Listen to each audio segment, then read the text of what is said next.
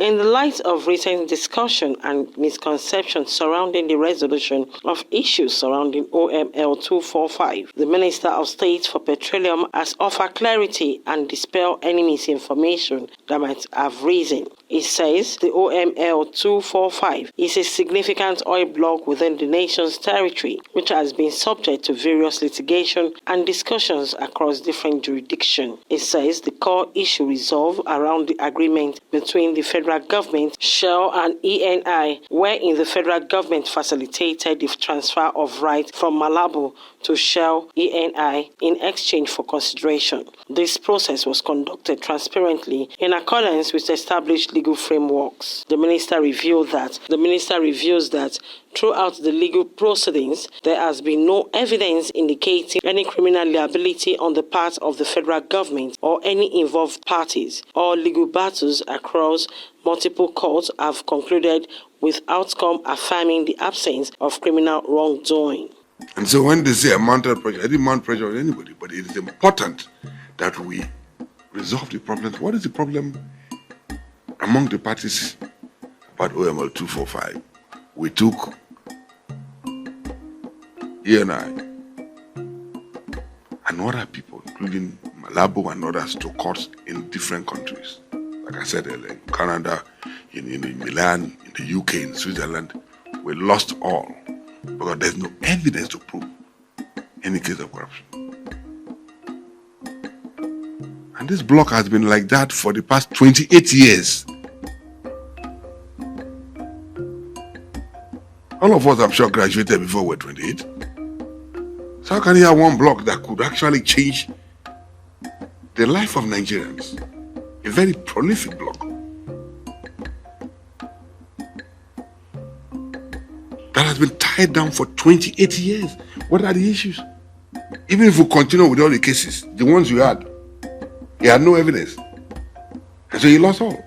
And all these things happened within the last administration. If you guys get hold of, the book written by Malami, he himself said we were wrong. The idea of taking these things to different courts was wrong, but there's no evidence.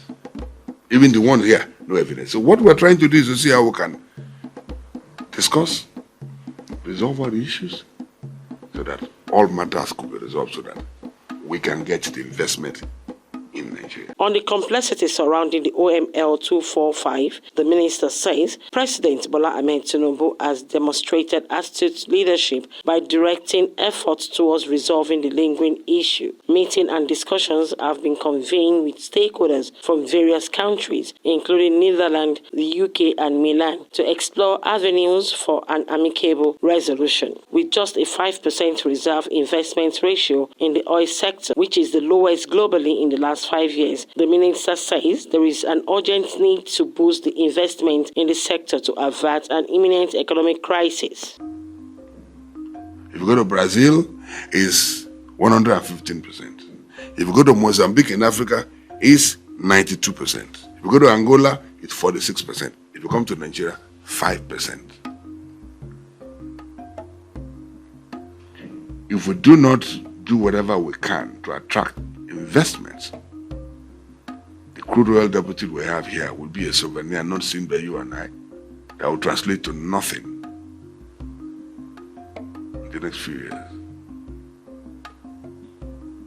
And so my responsibility is to ensure that we do whatever we can, resolve whatever problems we have in the industry, so that we can attract sufficient investment to change the narrative. If we resolve the issues around OML 245, it will attract investment between $5 to $10 billion. It will change the story. So anytime somebody wants to invest, when we go for canvas, when we go to canvas for investment, people will say, oh, Nigeria is not attracting investment. This is psychology.